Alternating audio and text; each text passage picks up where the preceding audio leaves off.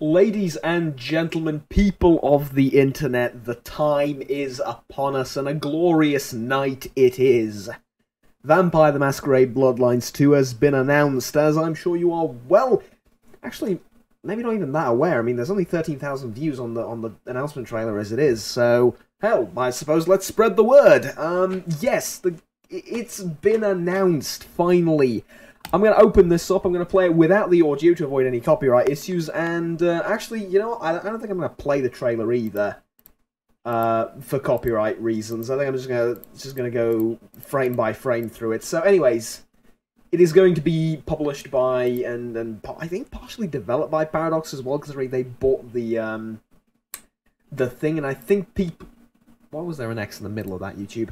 I think some people from Paradox are going to be working on this as well, along with Hardsuit Labs, and yeah, you can watch the trailer yourselves, sorry, I'm stumbling over my words over the excitement, but yes, a couple of months ago, I've played through the original Bloodlines for YouTube, or I did a YouTube playthrough of it as a Malkavian, and so far, I mean, I've played the game back when it was initially released. The game came out in 2004, I think I played it in 2005-ish. And then since then, I think I've done like a dozen or so playthroughs of the game. And there's been a bit of a, like, I don't know, like a meme culture around the game recently. Before the announcement, before talks of Paradox making another Vampires game. That every time you mention the Masquerade Bloodlines, someone somewhere in the world reinstalls it, you know? And there's a reason for that, is despite its age and despite its clunkiness and bugs and whatnot, which have mostly been fixed, especially due to the community patches and whatnot, it is one of the best RPGs out there, period, and it is definitely the best vampire RPG out there, and, well, you have in the trailer mostly a couple of animations and a couple of screenshots, basically, that are animated here and there, but no actual gameplay footage yet, so it's very early on, but the fact that it's being developed, I mean, it's more than enough. And here's the thing, it looks very recognizable, and I think they want that going for them, because it is a relaunch of well, not a relaunch, but it kind of is like a relaunch of a series that died. Right, the Masquerade Bloodlines died, and then the license was picked up by Paradox, so this is, you know, it's not a sequel. It is, I mean, it's two, but it's kind of like a relaunching and I guess bringing back to life, which is kind of ironic considering it's a vampires game of the series. It's if you will, a resurrection of the series, and honestly, I think that the irony of that is not lost upon me considering the title of the game. But yeah, at any rate, a lot of this stuff looks very familiar for anyone that has played any considerable amount of this game, though you could never really do this in it. I think that's rather obvious, but yeah, at any rate, this is not gameplay footage, but I assume, you know, the fighting and the abilities and I guess the first person as well, I expect we will see some of that in the game as well, and that this, while not representative of the game, does reveal some information about it, right? Now, here's the thing. That, by the way, this is a great scene. Here's the thing. How...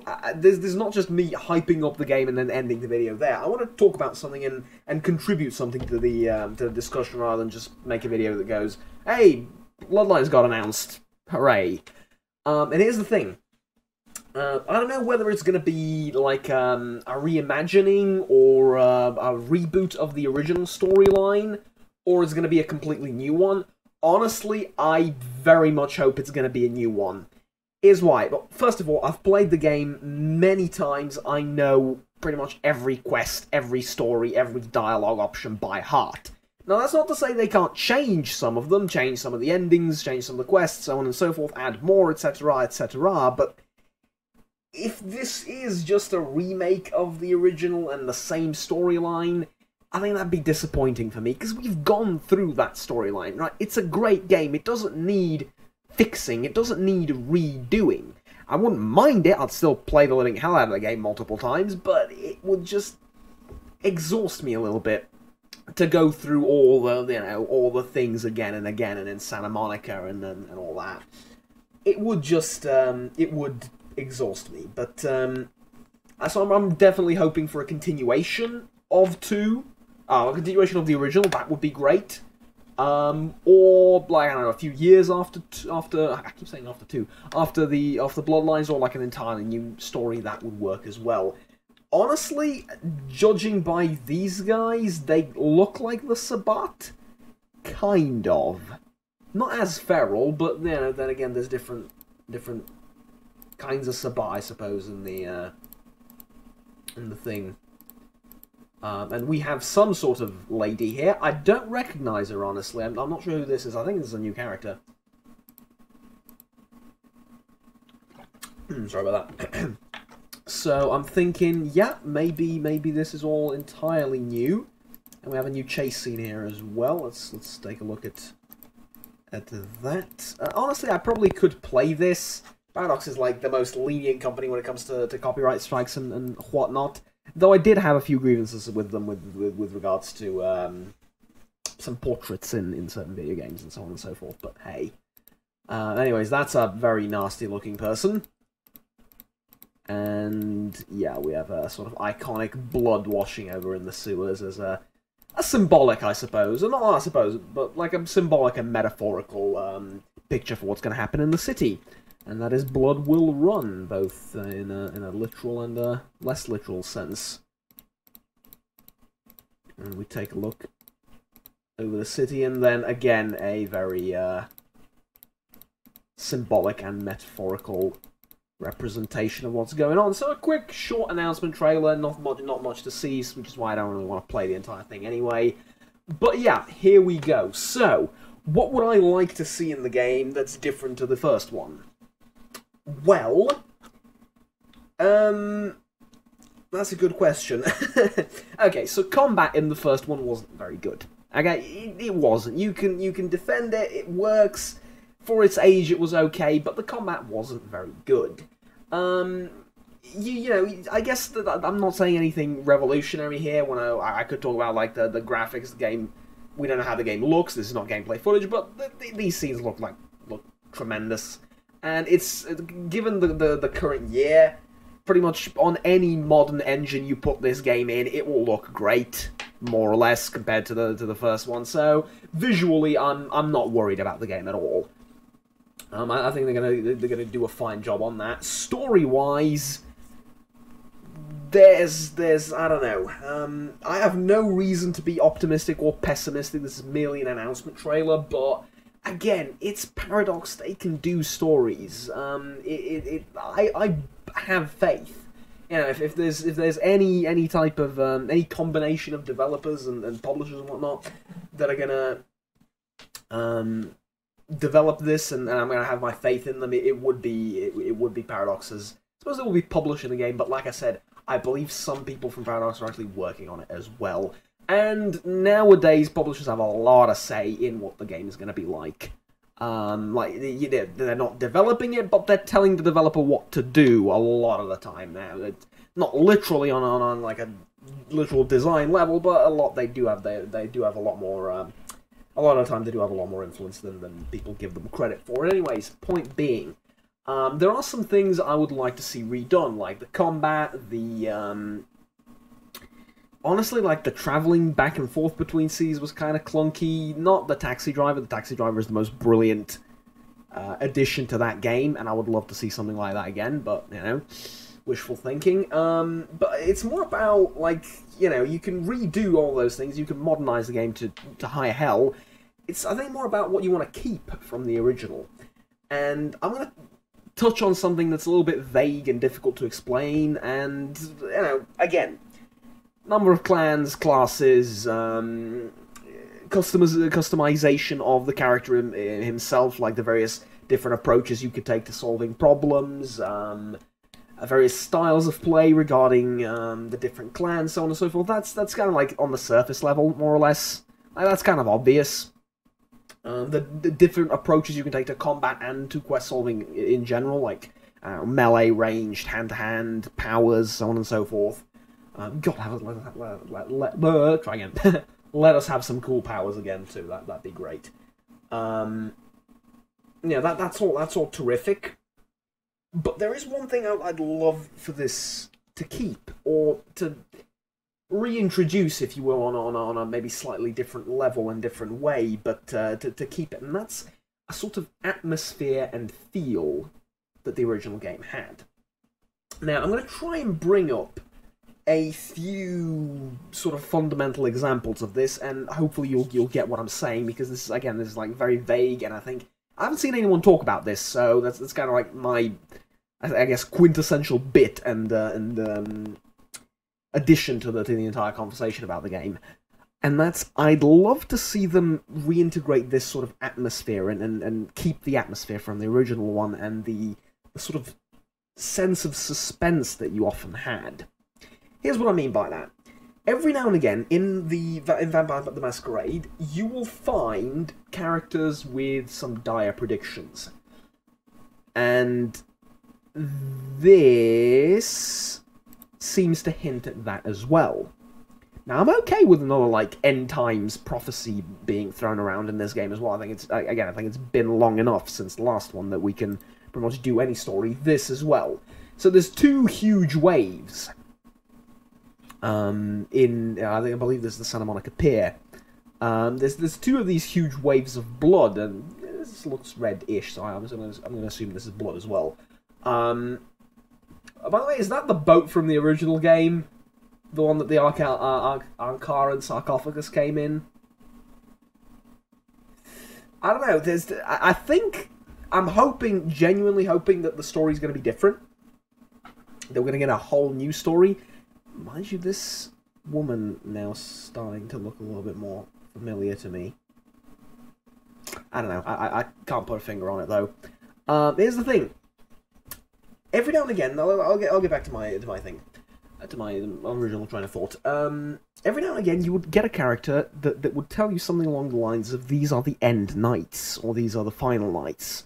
He would get you get like a foreshadowing comment, like "Don't open the box," which is a rather obvious one, but hey. And you would get like these hints of, this is like actual doomsday, you know? Like, there is something looming over the city, and you're not sure what it is. I mean, you're fighting all sorts of feral Sabbat and whatnot, but you know this is not the threat. You know that there's something hanging in the air, and then you start to delve into that mystery. So there's that sort of sense of suspense everywhere you go and in everything you do.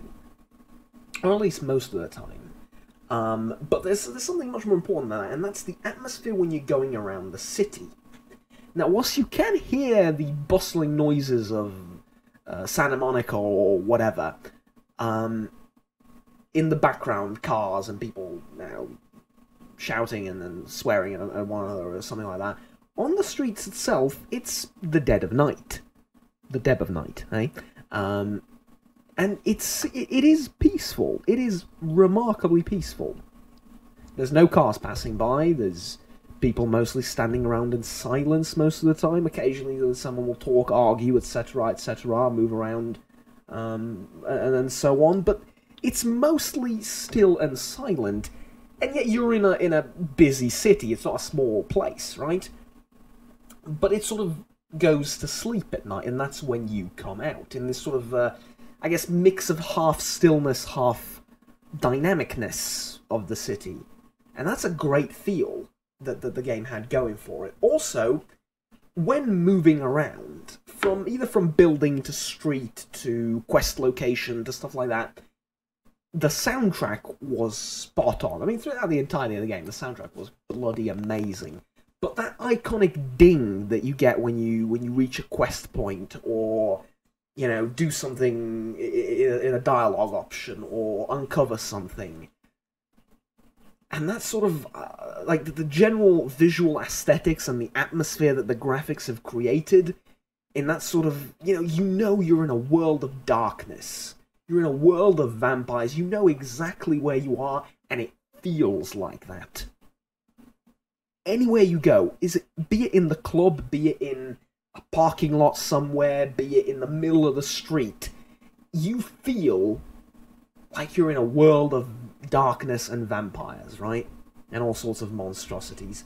It felt like that, and yeah, that sort of atmosphere you get everywhere in almost every single part of the game. Few exceptions being the few sort of quest areas that you go to, like the where was it? The dig site where you fight the vampire hunter or so on and so forth. Not to get into too many spoilers, but yeah, there you sort of lose that a little bit, but you're sort of meant to because it's a combat area pretty much through and through. But yeah, that was great.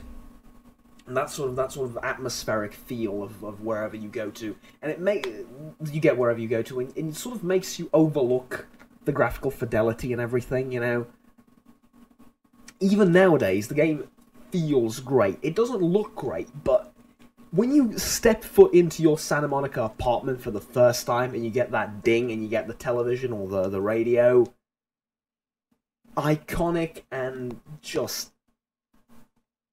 very difficult to describe, but it feels right. You know, it feels like it doesn't just fit into the game, it feels like it's a part of the game from the core.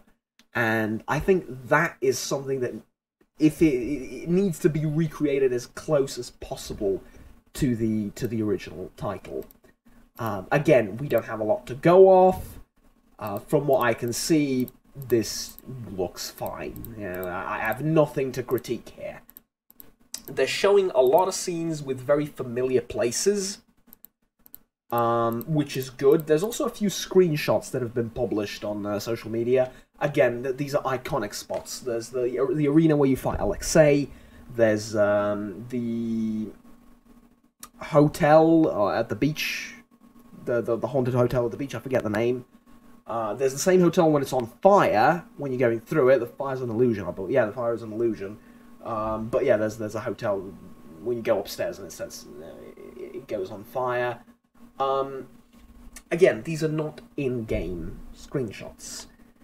I'm hoping that even though the city looks... I mean, everything points to it being set in Santa Monica again. And not just Santa Monica, but downtown LA and you know, the same sort of general areas. I'm really hoping that we get, like, a vastly different story, and that we don't go to the same haunted hotel again. Or if we do, make it like a spin-off of, like, it's still haunted, but for a different reason, but, you know, the something happened and then you're there for an entirely different reason, you know. Or there's something different happening there. So maybe it's actually on fire this time for real, you know. I'm hoping something like that, instead of just repeating the same quests. Again, my hopes, and I guess what I'm sort of thinking that they're doing, is they're throwing these screenshots out because we don't have any actual gameplay footage yet. Obviously, it's a ways away.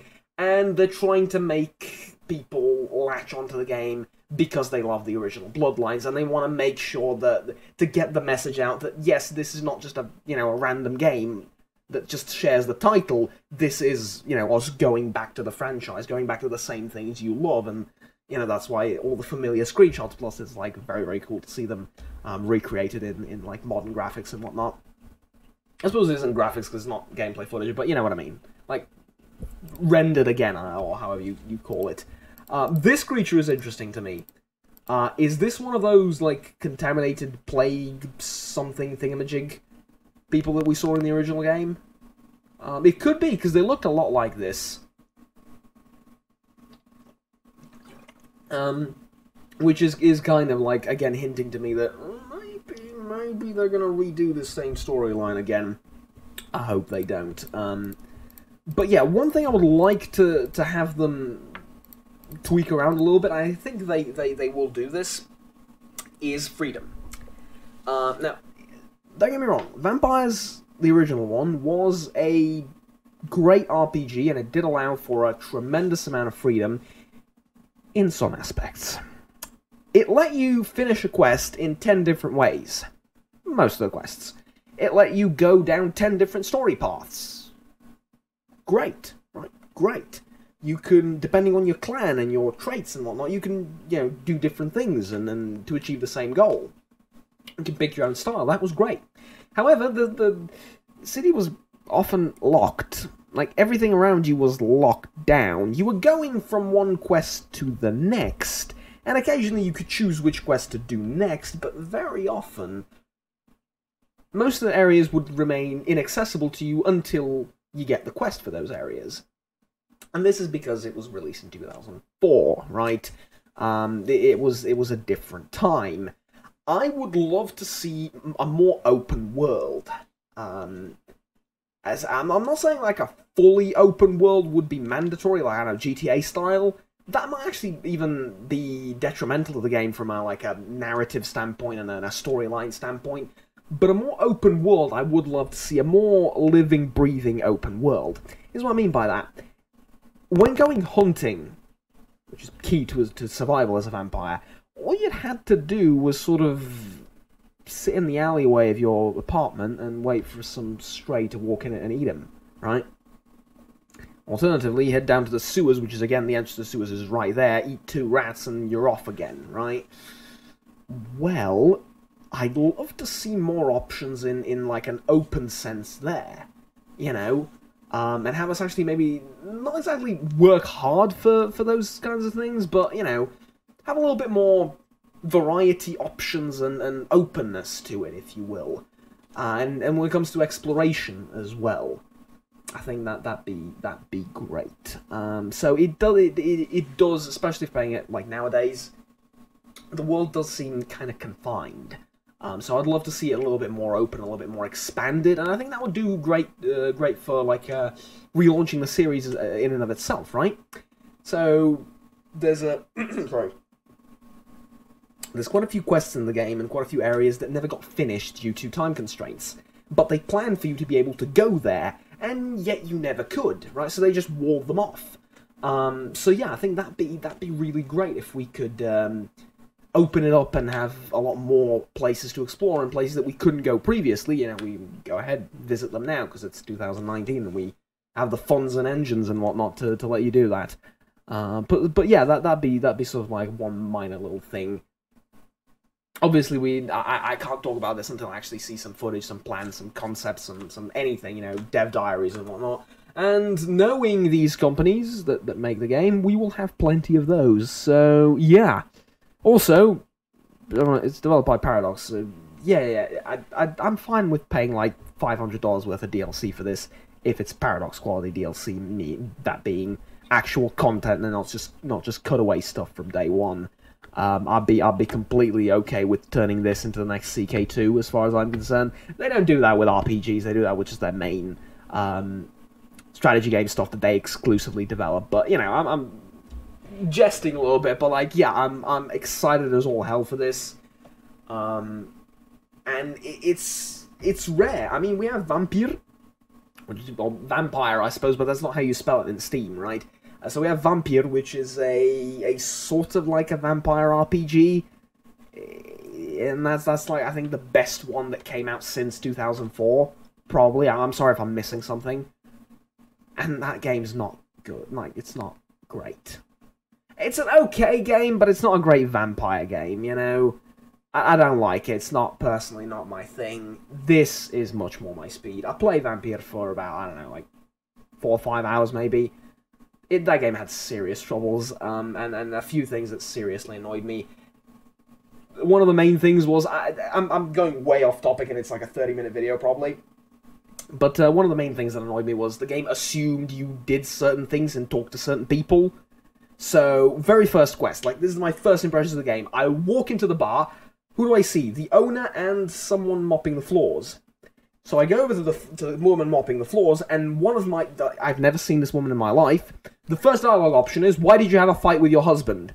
Like, how do I know she had a fight with her husband? Well, here's the thing. You're supposed to talk to the owner first, and the first thing he tells you is he had a fight with his wife. Now, he doesn't say this unless you talk to him. He wasn't talking about this to some of his customers. No. So, like, that just rattled my cage so much. I at that point, like, the score for the game dropped by, like, 6 points for me at that situation, at that dialogue option. But anyways, not that this has much to do with Vampire, but hey, it's another Vampire game that came out. And since then, okay, let's not do that. And since then, it's been like the Masquerade Bloodlines, and that's about it. It has some mods for it, but yeah, that's about it in terms of true RPG, open world RPG, with vampires being the focus. So yeah, it's coming out in the first quarter of 2020. So I guess I now have a reason to remain living until 2020. But yeah. Jokes aside, though, it's very exciting news, and it's one of those old gaming series that has died out unjustly. Back in a different time, you know, in different days where it wasn't appreciated enough initially, and was developed by a pretty small team and a pretty small development studio, and you know, the industry was very different back then. It couldn't support something like that, so the company went bankrupt. There's a couple of other examples of something like that. Actually, Blood. A good friend of mine came over a couple of days ago, and we talked about it. Blood was actually one of those games that just fell down the drain completely as well. For those reasons, it's an older game. I think in the 90s it came out, or something like that. It could be early 2000s. It was an FPS kind of like Doom, but with the it's you know, the industry was different back then, so it's great to see this being revived, because people love it so much now, and loved it since its release so much. But yeah, like, it's a fantastic game when people still talk about the story. To this very day, people are discussing on the forums whether... By the way, this is a spoiler, alright? So the last 2 minutes of the video are going to be a spoiler to the ending of Bloodlines. If you haven't played the game, you have until 2020 to go play it. Just go knock yourselves out. There's so many different things you can do. You can do multiple playthroughs and uncover vastly different quests and whatnot. And it's just a phenomenal game even nowadays. Doesn't look great, but it feels phenomenal, and just go and play it. Go and play it if you haven't. Even if you've seen other people play through it, just pick a different class, pick a different storyline, go through it, and just go. Go, I will let you loose, go and play the game if you haven't. Are you gone? You should be gone. If you haven't played the game, just go. Alright, they're gone. For those of you that have left, there are still discussions on the forums, on Reddit, on places like that, whether the taxi driver was actually Kane or not. It's what, like 20 odd, like 16 years, or something along those lines, 15 years ago that game happened. You can still find discussions about that. I have my theories why it's Kane, though the other theory that it's not Kane, it's actually just another ancient, like, super powerful vampire. I forget the name of what that kind of vampire is called, but yeah, that works out as well. It's phenomenal, though. It's phenomenal. The story's phenomenal, and yeah, just I hope we get more of that. I hope we get the same impact.